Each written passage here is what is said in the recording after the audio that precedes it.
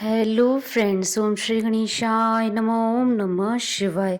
आप सभी का स्वागत है आपके अपने यूट्यूब चैनल पर। फ्रेंड्स, आज हम आपको इस वीडियो में बताने जा रहे हैं अश्विन मास के कृष्ण पक्ष की मासिक शिवरात्रि का शुभ मुहूर्त, निशिता काल, पूजन का समय, महत्व, व्रत कथा, पूजा विधि और उपायों के बारे में। फ्रेंड्स, वीडियो शुरू करने से पहले आपसे रिक्वेस्ट है, अगर आप हमारे चैनल पर नए हैं और आपने अभी तक चैनल को सब्सक्राइब नहीं किया है तो प्लीज़ सब्सक्राइब कीजिएगा चैनल को, साथ ही प्रेस कीजिएगा बेल आइकन को, जिससे नए वीडियोस रिलेटेड नोटिफिकेशन आपको तुरंत प्राप्त हो सके। और वीडियो पसंद आने पर वीडियो को लाइक और शेयर ज़रूर कीजिएगा, ताकि सभी भक्तों को इस वीडियो का लाभ प्राप्त हो सके। और कमेंट बॉक्स में ओम नमः शिवाय जरूर लिखिएगा।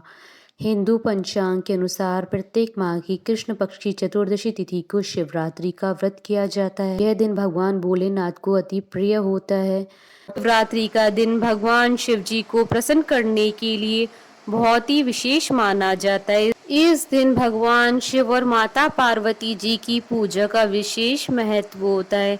मान्यता है कि इस व्रत को करने से भक्तों के सभी कष्ट दूर होते हैं और जीवन में सुख समृद्धि का वास होता है। इस दिन भगवान शिव जी की पूजा करने से वे अपने भक्तों पर अपार कृपा बरसाते हैं। पौराणिक मान्यताओं के अनुसार भगवान शिव इस दिन शिवलिंग के रूप में प्रकट हुए थे, जिसके बाद सर्वप्रथम ब्रह्मा जी और श्री हरि विष्णु जी ने उनका पूजन किया था। इसी उपलक्ष्य में प्रति मास कृष्ण पक्ष की चतुर्दशी तिथि को शिवरात्रि यानी शिव जी की रात्रि के रूप में मनाया जाता है।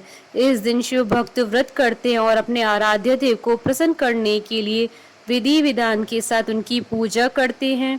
फ्रेंड्स, अब आइए जानते हैं अश्विन मास की मासिक शिवरात्रि की शुभ मुहूर्त के बारे में। हिंदू पंचांग के अनुसार साल 2023 में अश्विन मास की मासिक शिवरात्रि का व्रत 12 अक्टूबर 2023 गुरुवार के दिन है।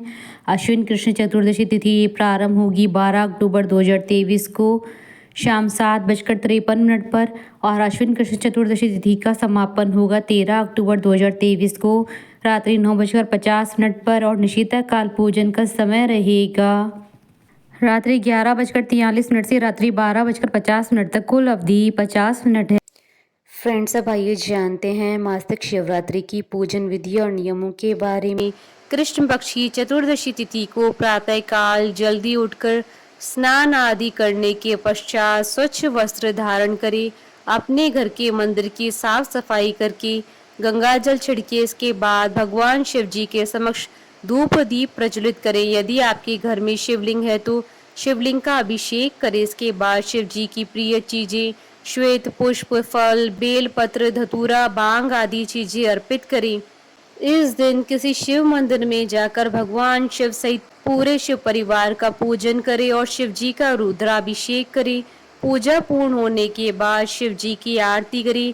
शिव जी को प्रसन्न करने के लिए शिव मंत्रों का जाप करें और शिव चालीसा का पाठ करें। इस दिन रात्रि में जागरण कर पूजन करने का बहुत महत्व माना गया है। रात्रि में जागकर शिव जी का पूजन करें और भजन कीर्तन करते हुए रात्रि व्यतीत करें। अगले दिन प्रातः उठकर स्नान आदि करने के पश्चात पूजन करें और अपने व्रत का पारण करें। मासिक शिवरात्रि पर नियमों का पालन करना बहुत ही आवश्यक होता है। इस दिन अपनी इंद्रियों पर नियंत्रण रखें और ब्रह्मचर्य का पालन करें। इस दिन क्रोध न करें, केवल शांत मन से पूजन करें और किसी के लिए अपशब्द न कहें।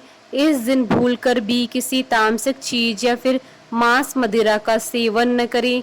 भगवान शिव पशुपति नाथ कहलाते हैं। इस दिन भूलकर भी किसी पशु पक्षी और बेजुबान जानवर को न सताएं।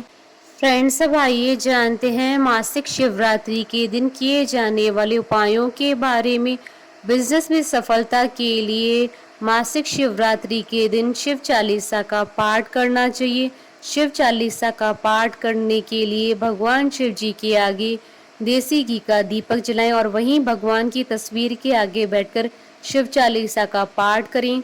जीवन में तरक्की के लिए मासिक शिवरात्रि के दिन गाय के बछड़े को या बैल को अपने हाथों से हरा चारा खिलाएं। इस दिन शिवलिंग का अभिषेक करने से जीवन की सभी समस्याओं का अंत होता है। और साथ ही भगवान शिव जी का आशीर्वाद प्राप्त होता है। यदि आप शनि दोष से पीड़ित हैं या फिर आपको शनि की ढैया या साढ़े साती के बुरे फल प्राप्त हो रहे हैं तो इस दिन भगवान शिव जी को काले तिल मिलाकर जल अर्पित करना चाहिए। साथ ही ओम नमः शिवाय मंत्र का जाप करना चाहिए। संतान संबंधी कोई भी परेशानी हो तो आप मासिक शिवरात्रि के दिन 8 से 11 शिवलिंग बनाएं और 11 बार इनका जल से अभिषेक करें। यह उपाय करने से आपकी सभी संतान संबंधी परेशानियां समाप्त हो जाएंगी। सुखी वैवाहिक जीवन के लिए भोलेनाथ पर गुलाब की पंखुड़ियां अर्पित करें। अगर विवाह में कोई अड़चन आ रही है तो शिवलिंग पर बेल पत्र चढ़ाते वक्त नमः शिवाय मंत्र का जाप करें। संतान प्राप्ति के लिए शिवलिंग पर घी अर्पित करें। फ्रेंड्स, अब आइए प्रारंभ करिए मासिक शिवरात्रि की व्रत कथा। पूर्व काल में चित्रभानु नामक एक शिकारी था। जानवरों की हत्या करके वह अपने परिवार को पालता था। वह एक साहूकार का कर्जदार था, लेकिन उसका ऋण समय पर न चुका सका। क्रोधित साहूकार ने शिकारी को शिव मठ में बंदी बना लिया। संयोग से उस दिन भी शिवरात्रि थी। शिकारी ध्यान मग्न होकर शिव संबंधी धार्मिक बातें सुनता रहा। चतुर्दशी को उसने शिवरात्रि व्रत की कथा भी सुनी। शाम होते ही साहूकार ने उसे अपने पास बुलाया और ऋण चुकाने के विषय में बात की। शिकारी अगले दिन सारा ऋण लौटा देने का वचन देकर बंधन से छूट गया। अपनी दिनचर्या की भांति वह जंगल में शिकार के लिए निकला, लेकिन दिन भर बंदी गृह में रहने के कारण भूख प्यास से व्याकुल था। शिकार खोजता हुआ वह बहुत दूर निकल गया था। जब अंधकार हो गया तो उसने विचार किया कि रात जंगल में ही बितानी पड़ेगी। वह वन में एक तालाब के किनारे एक बेल के पेड़ पर चढ़कर रात बीतने का इंतजार करने लगा। बिलपत्र के नीचे शिवलिंग था जो बिलपत्रों से ढका हुआ था। शिकारी को यह पता न चला। पड़ाव बनाते समय उसने जो टहनियां तोड़ी थी वह संयोग से शिवलिंग पर गिरती चली गई। इस प्रकार दिन भर भूखे प्यासे शिकारी का व्रत भी हो गया और शिवलिंग पर बेलपत्र भी चढ़ गए। एक पहर रात्रि बीत जाने पर एक गर्भिणी हिरणी तालाब पर पानी पीने पहुंची। शिकारी ने धनुष तीर चढ़ाकर ज्यों ही प्रत्यंचा खींची। हिरणी बोली, मैं गर्भिणी हूँ, शीघ्र ही प्रसव करूंगी।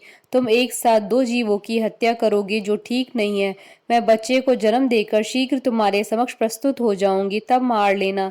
शिकारी ने प्रत्यंचा ढीली कर दी और हिरणी जंगली झाड़ियों में लुप्त हो गई। प्रत्यंचा चढ़ाने तथा ढीली करते वक्त कुछ बिलपत्र अनायास ही टूटकर शिवलिंग पर गिर गए। इस प्रकार उससे अनजाने में ही प्रथम पैर का पूजन भी संपन्न हो गया। कुछ देर बाद जब एक और हिरणी उधर से निकली, शिकारी की प्रसन्नता का ठिकाना न रहा। समीप आने पर उसने धनुष पर बाण चढ़ाया।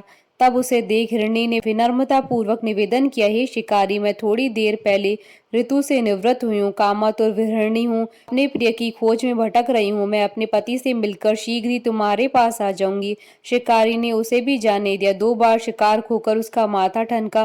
वह चिंता में पड़ गया। रात्रि का आखिरी पैर भी बीत रहा था। इस बार भी धनुष से लगकर कुछ बेलपत्र शिवलिंग पर जा गिरे तथा दूसरे पैर की पूजा भी संपन्न हो गई। तभी एक अन्य हिरणी अपने बच्चों के साथ उधर से निकली। शिकारी के लिए यह स्वर्णिम अवसर था। उसने धनुष पर तीर चढ़ाने में देर न लगाई। वह तीर छोड़ने ही वाला था कि हिरणी बोली, हे शिकारी, मैं इन बच्चों को इनके पिता के हवाले करके लौट आऊंगी। इस समय मुझे मत मारो। शिकारी हंसा और बोला, सामने आए शिकार को छोड़ दूं? मैं ऐसा मूर्ख नहीं हूं। इससे पहले मैं 2 बार अपना शिकार खो चुका हूं। मेरे बच्चे भूख प्यास से व्यग्र हो रहे हैं। उत्तर में हिरणी ने फिर कहा, जैसे तुम्हें अपने बच्चों की ममता सता रही है, ठीक वैसे मुझे भी है। हे शिकारी, मेरा विश्वास करो, मैं इन्हें इनके पिता के पास छोड़कर तुरंत लौटने की प्रतिज्ञा करती हूँ। हिरणी का दुख भरा स्वर सुनकर शिकारी को उस पर दया आ गई। उसने उस मृगी को भी जाने दिया। शिकार के अभाव में तथा भूख प्यासे व्याकुल शिकारी अनजाने में ही बेलपत्र के वृक्ष पर बैठा बेलपत्र तोड़ तोड़ कर नीचे फेंकता जा रहा था।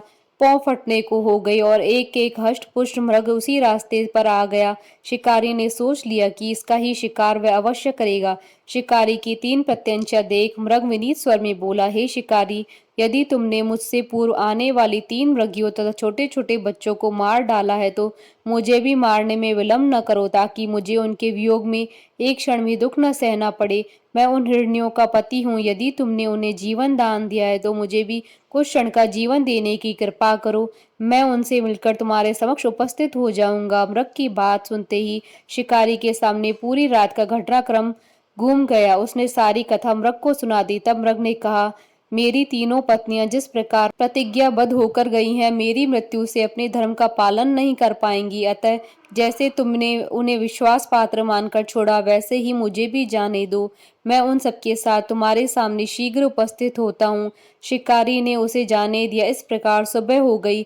उपवास, रात्रि जागरण तथा शिवलिंग पर बेलपत्र चढ़ाने से अनजाने में ही शिवरात्रि की पूजा पूर्ण हो गई। पर अनजाने में ही की हुई पूजन का परिणाम उसे तत्काल मिला। शिकारी का हिंसक हृदय निर्मल हो गया, उसमें भगवत शक्ति का वास हो गया। थोड़ी देर बाद वह मृगसा परिवार शिकारी के समक्ष उपस्थित हो गया ताकि वह उनका शिकार कर सके, किंतु जंगली पशुओं की ऐसी सत्यता और सात्विकता और सामूहिक प्रेम भावना देखकर शिकारी को बड़ी ग्लानि हुई। उसने मृग परिवार को जीवन दान दे दिया। अनजाने में शिवरात्रि व्रत का पालन करने पर भी शिकारी को मोक्ष की प्राप्ति हुई। जब मृत्यु काल में यमदूत उसके जीव को लेने आए तो शिवगणों ने उन्हें वापस भेज दिया और शिकारी को शिवलोक ले गए। शिवजी की कृपा से ही अपने इस जन्म में राजा चित्रभानु अपने पिछले जन्म को याद रख पाए तथा मासिक शिवरात्रि के महत्व को जानकर अगले जन्म में भी पालन कर पाए। बोलिए भगवान शंकर माता पार्वती जी की जय। हमारे साथ इस वीडियो में अंत तक बने रहने के लिए आपका धन्यवाद। ओम श्री गणेशाय नमः। ओम नमः शिवाय।